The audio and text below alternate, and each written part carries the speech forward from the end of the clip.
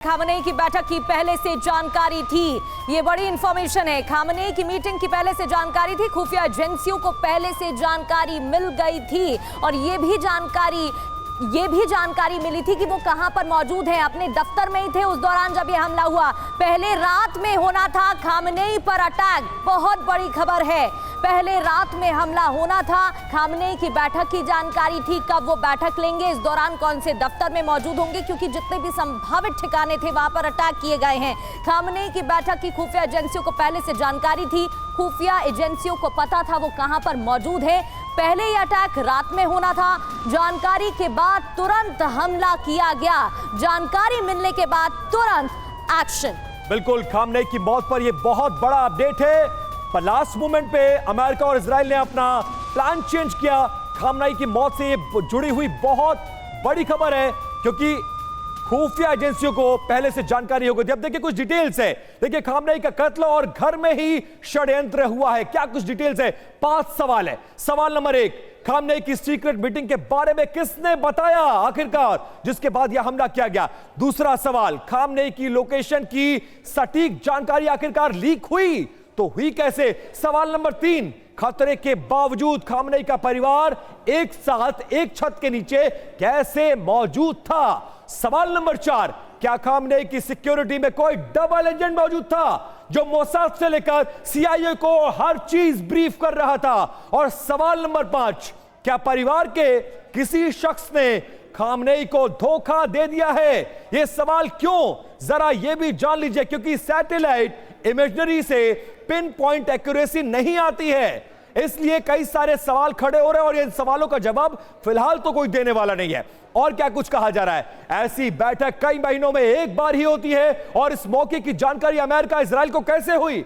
ऐसी बैठकें बहुत कम होती है, तो जानकारी लीक कैसे हुई है, यह सबसे बड़ा सवाल है। संजय सोई सर, जिसका जिक्र कर रहे थे, जो अंदाजा लगाया जा रहा था, अब उसकी डिटेल्स आने लगी है। यानी घर में ही कोई धोखेबाज था जिसने सीआईए से लेकर मोसाद को ब्रीफ किया गया।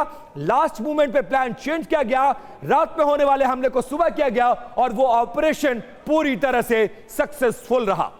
देखिए बिल्कुल ऐसा विपिन के इनके पास पूरे टारगेट्स की लिस्ट थी और इनका इंटेलिजेंस एजेंसीज काफ़ी पेनिट्रेट कर चुकी थी ईरान की इंटेलिजेंस में, उनकी आईआरजीसी में, उनकी अंदरूनी सुरक्षा चक्र में, वहाँ तक इनकी पहुँच थी। और साथ साथ में इलेक्ट्रॉनिक मींस, सैटेलाइट, अवैक्स और हर तरह से आजकल जितने कैमरे हैं इनके अवैक्स और सैटेलाइट के कार का नंबर तक पढ़ लेते हैं कि कब कहाँ पे मूवमेंट हो रही है, कब कहाँ जा रहे हैं।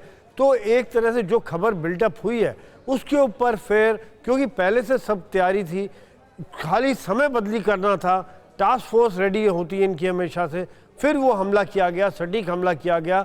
और पक्का करने के लिए कि वो ख़त्म हो जाए, एक वो बॉम्ब का भी सिलेक्शन किया कि ऐसे बॉम्ब डाले जाएंगे जो बंकर बस्टिंग बॉम्ब है, जो काफ़ी गहरे तक 200 फीट गहरे जाकर बर्बाद करने में सक्षम होते हैं। वहाँ पे जो बाद में रिजल्ट देखा गया, हमने पूरी बिल्डिंग मटिया मेट हो गई है, ख़त्म हो गई है, ताकि उनका ये उद्देश्य था कि जो भी वहाँ पर है वो बचे नहीं, ऑपरेशन 100% सक्सेस रहे। और मेरे हिसाब से वो इस चीज़ में टॉप लीडरशिप को ये पहले ही स्ट्राइक में सरप्राइज फैक्टर को ध्यान में रखते हुए सफल हुए हैं।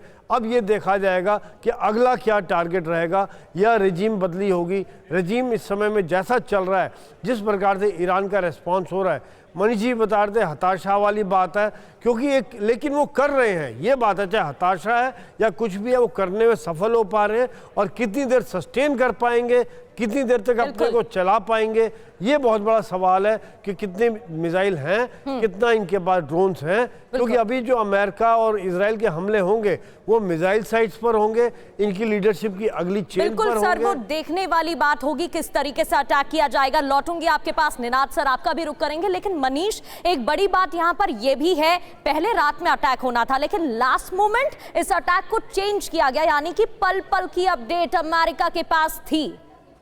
देखिए, इसमें कोई दो राय नहीं कि अमेरिका और इजराइल का ये शानदार ऑपरेशन था। ये सही था, गलत था, वो अब डिबेट की बात ही नहीं है, क्योंकि ये सब कुछ हो चुका है। और इसका पूरा क्रेडिट जाता है अमेरिका और इजराइल की उस टेक्नोलॉजी को, वो टेक्नोलॉजी का जो एडवांसमेंट है, ये भारत जैसे मुल्कों को भी हमें सीखना पड़ेगा कि हम टेक्नोलॉजी के रेस में पीछे नहीं रह सकते। याद करिए कब जब लेबनान में हिजबुल्लाह के तमाम लोग मारे गए थे, जब पेजर बम से अटैक हुआ था, तब लोग सरप्राइज थे। उसके बाद ईरान में जब इस्माइल हानिया मारा गया था, और उसके बाद अब जाकर जब ईरान के सुप्रीम लीडर और उनके साथ के लोगों का खात्मा हुआ, तो ये सब कुछ अमेरिका और इजराइल इसलिए कर पाते हैं क्योंकि बाकी मुल्कों की तुलना में टेक्नोलॉजी के क्षेत्र में वो 25 साल आगे हैं। बहुत सारी ऐसी टेक्नोलॉजी जो शायद दुनिया के दूसरे सुरक्षा एजेंसियों को पता भी नहीं है, उसका वो इस्तेमाल कर रहे होते हैं, और उसकी वजह से हाँ, इसके बाद जहां तक लोकल सपोर्ट की बात है, जो आप कहते हैं जिसको कि कोई जासूस, कोई भेदिया, उनका विभीषण, उनका जयचंद कौन था, तो इसके बारे में अभी जनरल सोई ने जो आपको जिक्र किया था, ईरान के राष्ट्रपति अहमदीनेजाद ने कहा था कि एक बार हमने ये पता लगाने के लिए एक टीम बनाई कि आखिर हमारे यहाँ जासूस माफी के साथ मनीष, माफी के साथ आपको रोक रही हूं।